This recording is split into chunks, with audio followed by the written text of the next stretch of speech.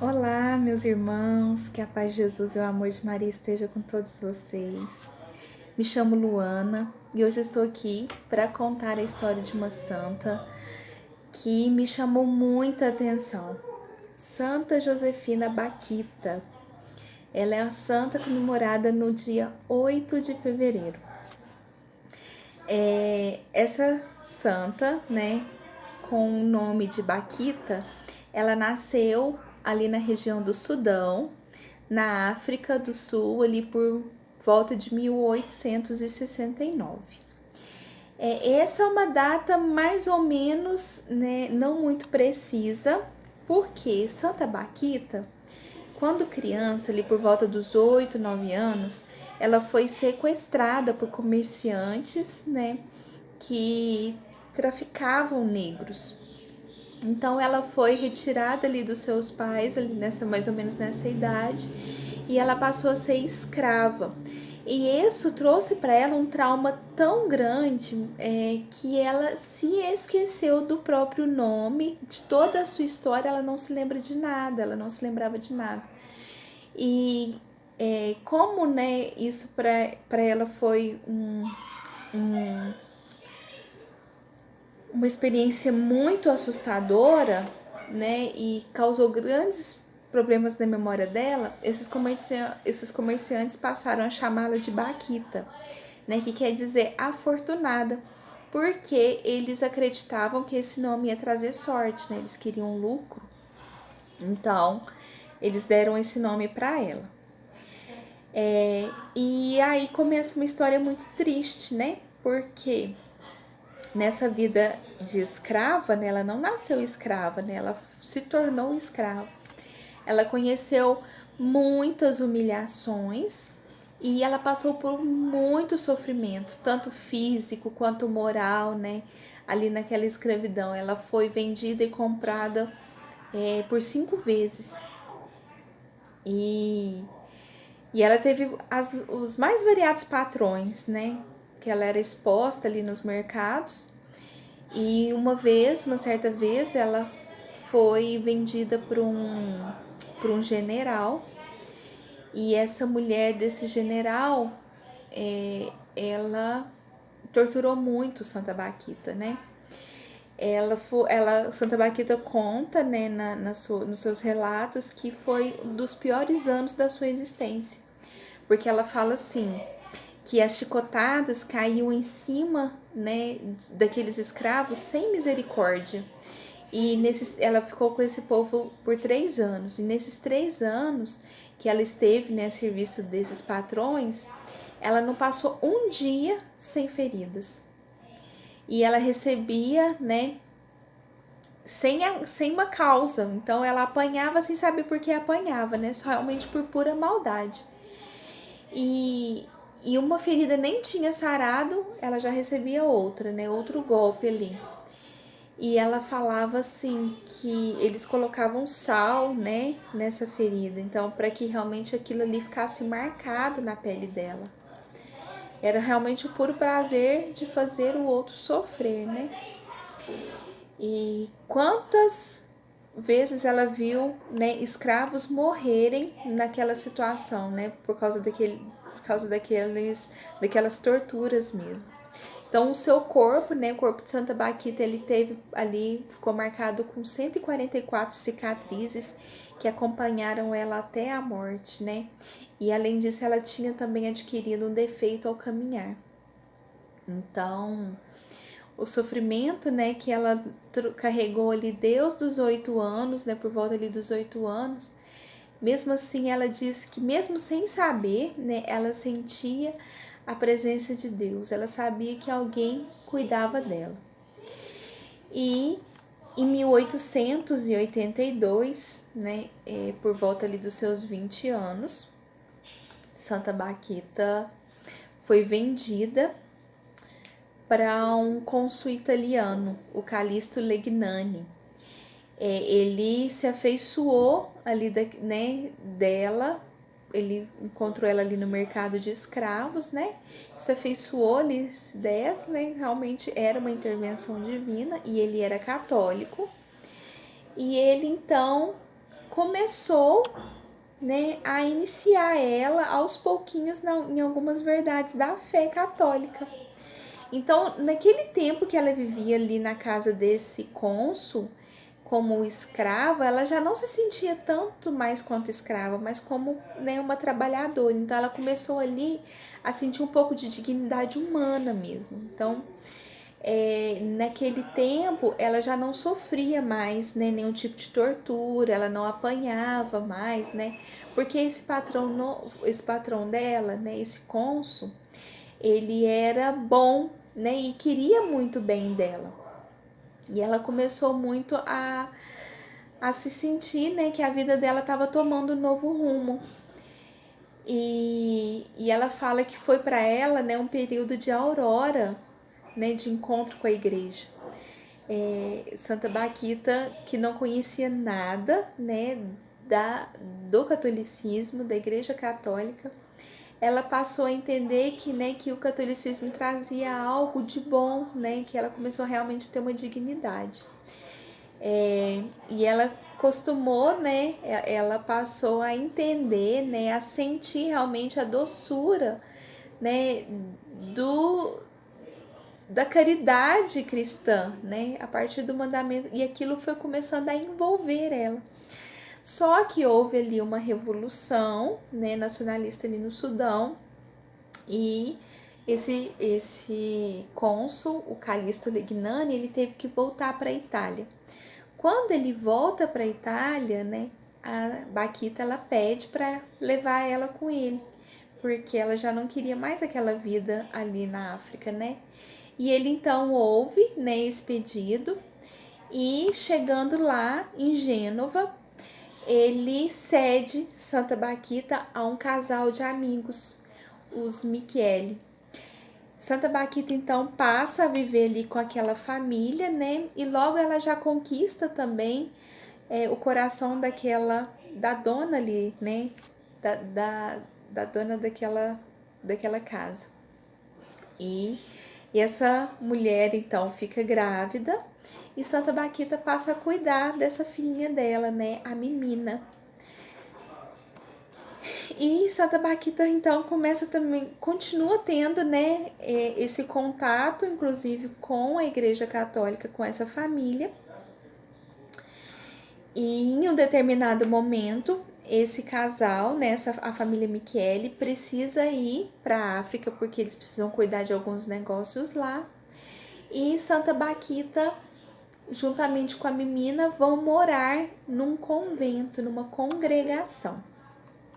Naquela congregação, as irmãs canocinianas, elas concedem para ela, ajudam ela a adquirir a sua carta de liberdade, então ela já não é mais escrava, né?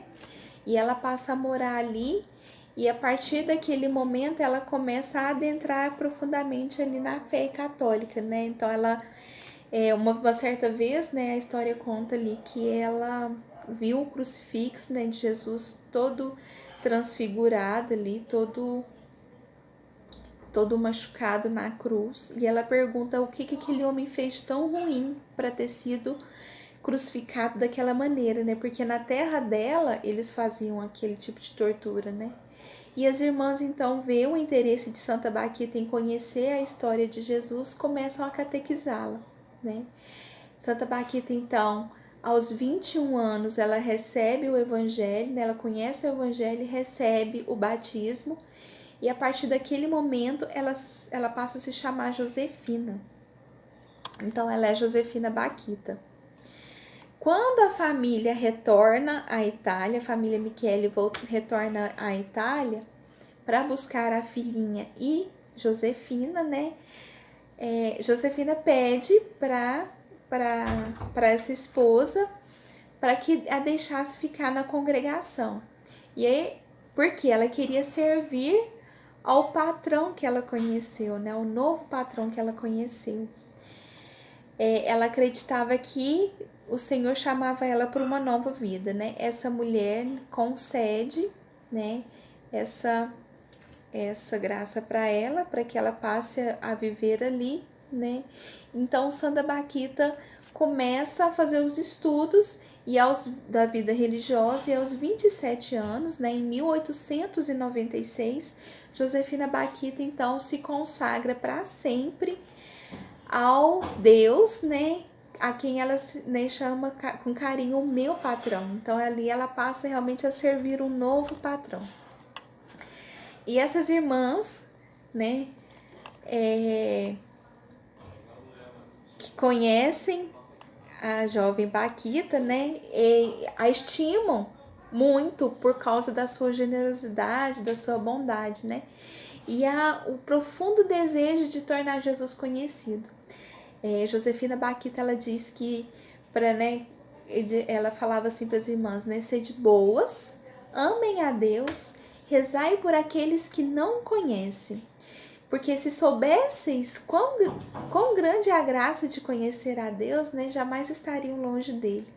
Então, ela realmente demonstra todo o amor que ela sente quando ela conhece, né, a partir do momento que ela conhece o Senhor. E daquele convento, né, ela vive ali por volta de 50 anos, e ali ela se dedica às atividades, né, da congregação, como cozinheira. Ela passa também a cuidar do guarda-roupa ali das irmãs, né, bordadeira, da arrumação mesmo ali, dos hábitos, né, e ela passa também a ser sacristã ali da igreja. E de todas as atividades que Josefina Bakhita realizou, em tudo ela demonstrava uma alegria, em tudo ela demonstrava uma humildade, um grande amor, né? E ela mostra a importância, então, para aquela comunidade religiosa, a importância da oração, da submissão e do amor ao próximo, né? Para a construção de uma vida justa e honesta. E certa vez ela disse assim, que se ela encontrasse de novo aqueles negreiros que a sequestraram e que a torturaram, ela se ajoelharia diante deles, beijaria as suas mãos, porque se não tivesse acontecido aquilo com ela, né, toda a história dela tivesse acontecido daquela forma, ela não seria uma cristã religiosa. Então ela soube ressignificar todo o sofrimento dela, toda a dor que ela tinha, né, toda a dor que ela trouxe, e agradecer realmente, né, aquele caminho que o Senhor a conduziu, né, a partir de um sofrimento, né, o Senhor entregou para ela uma nova vida, né, então ela passa a ser essa religiosa que tanto ama o seu patrão. Então, uma das características da vida de Santa Josefina Bakhita é a sua humildade, a sua simplicidade e um constante sorriso que ela carregava no rosto, né? Isso conquistava, né, não só o coração de todas as religiosas, mas o coração de toda a população, né, ali daquela comunidade. Só que a idade chega para ela, né? E quando ela vai ficando mais velha, ela então adoece, e essa doença de Santa Bakhita trouxe para ela, né, um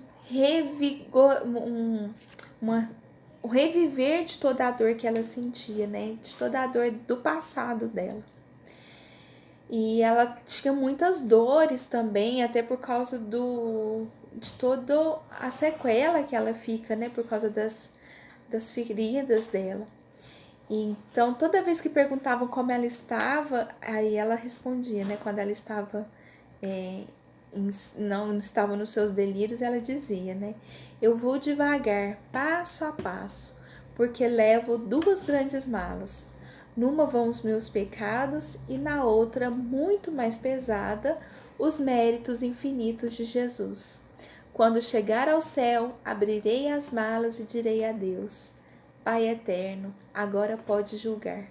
E a São Pedro ela diria, né? Fecha a porta porque eu fico. Porque ela sabia que ela tinha conquistado o céu, né? Mas quando ela revive ali, né, a agonia das suas dores, ela, em alguns delírios, né, ela muitas vezes falava ali para as enfermeiras: solta minhas correntes, pesam muito, né? É como se ela estivesse revivendo toda a tortura do tempo de escravidão dela. Uma das últimas palavras de Santa Baquita, né, era Nossa Senhora, foi Nossa Senhora. E ela falava que era Nossa Senhora que estava libertando ela das correntes. Ela tinha uma profunda devoção por Nossa Senhora. Então, no dia 8 de fevereiro de 1947, Santa Baquita morre, né? Ali na congregação mesmo que ela estava, das Canucinianas, na Itália. E em 2007, um fato curioso, né? O Papa Bento XVI, ele usa o exemplo de vida de Santa Josefina Baquita na sua encíclica Spe Salvi, para falar da esperança, porque ela é conhecida como a Santa da Esperança.